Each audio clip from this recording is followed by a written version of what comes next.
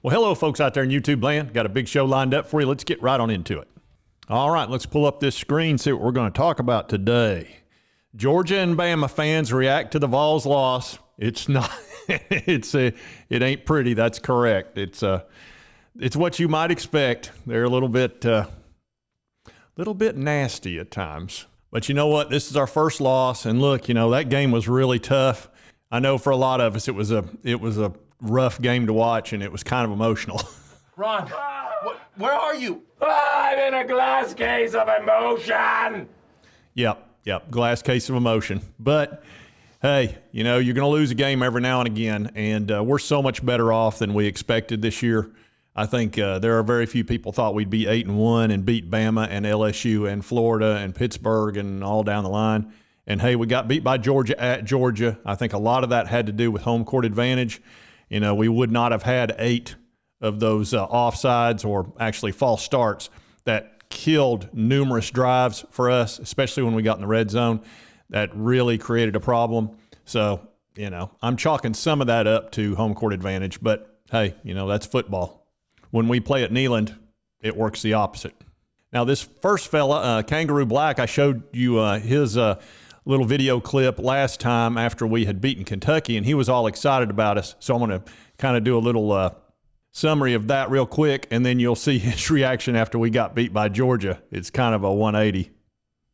College football world, SEC fans, and any other college football fan around the damn nation.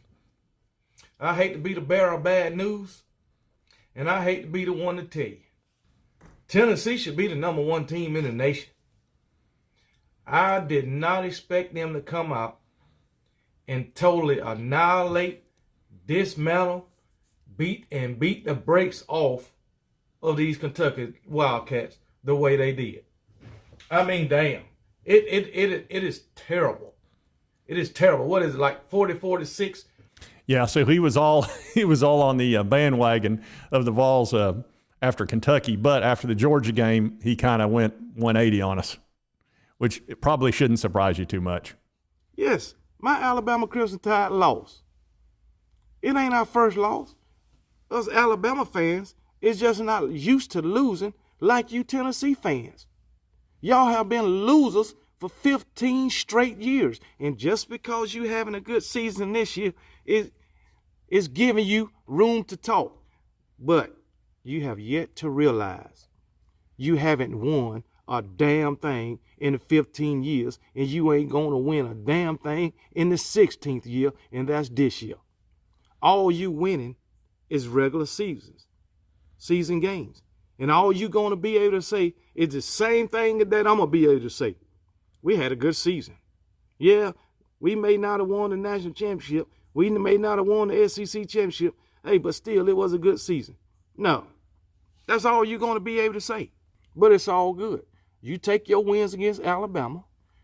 You take your win against LSU and be happy with it. And another thing, you in the comment section, in my comment section too, well, you picked us to win. I did. I did pick us to win, but I also told you I'll be cheering for Georgia. And guess what? Guess what them Georgia fans told me? They told me we'll take care of Tennessee for you, KB. And they more than did what I asked them. So let me see if I got this straight. He's happy that Georgia won, so he was rooting for Georgia. There's no team that Alabama hates more than Georgia because they have been the ones they've had to play in the SEC championship every year. So I find that funny. I think he was happy for Georgia about like this. I'm so happy for you. Thank you. I owe you both a debt of gratitude. Yeah, I don't think that's real happirness. Not now that they've got 2 losses. Alabama hadn't had 2 losses since, I think, 2010. So they're in a bit of shock right now because they're irrelevant, and that's really hard for Alabama to be. It just is. You know, they've been the most relevant team for 10, 12 years, really, even more than that. And now they're irrelevant, and that's really hard, and we're very relevant. We're still very relevant. So I'm not too concerned about that. Now let's see what our pal Uncle Lou has been up to. I'll bet let's see what charming things he has to say. Ain't a person alive. There ain't a team ever in the history of any sport that's ever won or lost a game because of strength of schedule. Yeah, you beat Alabama at home 3 weeks ago. Why? They committed 17 penalties. They missed a game-winning field goal. They couldn't cover Jalen Hyatt. It was at home for you, which is a huge advantage. None of those things applied to this game. And if you play Bama again, which you're not, because you just lost today, none of those things would apply against Bama again either. Would y'all have 6 or 7 false starts today? Multiple illegal procedures and illegal formations on offense? All these Tennessee people, the Georgia crowd's not going to matter. Tennessee's used to playing in front of a bunch of people. What? See, this is what happens when you get a bunch of people that show up. They don't know anything about college football because they haven't watched it since the late 90s. The idea that you idiots really thought that Georgia's home environment would have no impact or effect on Tennessee was probably the single dumbest thing y'all said and did all week. There's no way you've paid attention to college football for more than 5 minutes and think that home field advantage doesn't matter, especially in a game of this magnitude. What is wrong with you? You know, I know fan is short for fanatic. And by definition, fanatics don't have to make a lot of sense. But the delusion level that you people were suffering from was just through the roof. Well, tell us what you really think, Uncle Lou. I had to edit both those videos that you saw, the Bama guy and the Georgia guy, pretty heavily because there was a lot of profanity in there, and I don't, there's no point in putting that on this channel, making you listen to that. You don't need to hear things like that. You just a boy. You need to think about good thoughts while you still a boy. That's right. You just a boy. You don't need to hear that. Man, oh man. These guys are so touchy. Don't touch!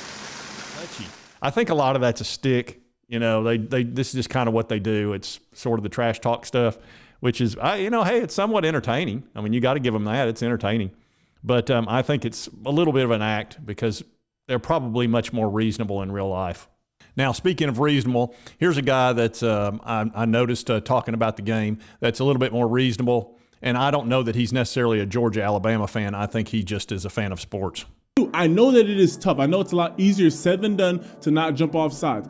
But you have to do better. It cannot be every single team if you just play in a hostile environment. That means you're going to guarantee to be giving up 10 false start penalties. You simply cannot do that. On top of that, it seemed like Tennessee was afraid to be in the red zone. As soon as they got into the red zone, they would get literally back-to-back false start penalties to get themselves out of the red zone. As much as Georgia won this game, because don't get me wrong, Georgia handily won this game. They did not need Tennessee to beat themselves, but Tennessee just put the extra bullet in the chamber. Georgia was already dominating. They didn't need Tennessee to hang themselves. This game was a classic case of the hot team, the team coming in with all the hype, finally getting put into a position where they're not the underdog. They're actually expected to come out with a dub. After beating Alabama, Tennessee's expected to at least put up a very, very solid game against Georgia.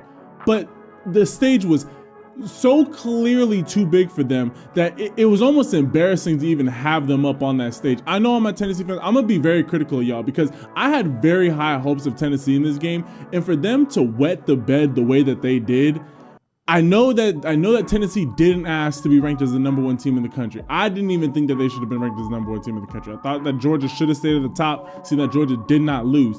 But you cannot come into this game and play as poorly. Literally, there was no redeeming qualities for Tennessee in this game at all. Yeah, he obviously wasn't too impressed with Tennessee. I don't think anybody really was. That was unfortunate. Like I said, I think it would have been a different game had it been at Neyland or at a neutral site, but I'm not saying we necessarily would have won either because Georgia was the better team that day, and they've got more talent. And we knew that going into it. I was just hoping, like I think everybody else, that our offense is so difficult to stop that we would be able to score against them and possibly outscore them because, had we scored in the mid to high 30s, I think we could probably win that game. But when you go down in the red zone and you start having false start, and you kill your momentum and you kill your advantage you have by going fast, which is exactly what those penalties do, because it resets everything, and then everybody's got plenty of time to set up for what you're doing. So that's really what killed us. But the reality is we're looking great for the college football playoff, and if we do wind up facing against Georgia again, it will not be at Sanford, and we will not have 8 false starts every time we're driving the ball. And we won't have that crowd noise to deal with, because if we're meeting them at a neutral site, we'll have half the tickets. So instead of having 95,000 people screaming at us, we'll have about 40, maybe 45, something like that. But we'll also have 40 and 45 screaming at them. So they'll have some issues. We also have a little bit of recruiting news. We've got offensive lineman Vyson Lang is going to announce today at 6 o'clock Eastern Standard Time. He does have 3 predictions going to Tennessee, and he's a good quality offensive lineman that we really need in this class. And he's a high 3-star, and really he's the type of player that I think we could really use. He's huge. He's 320 some odd pounds. He's also a really nice person, is my understanding, and a good student.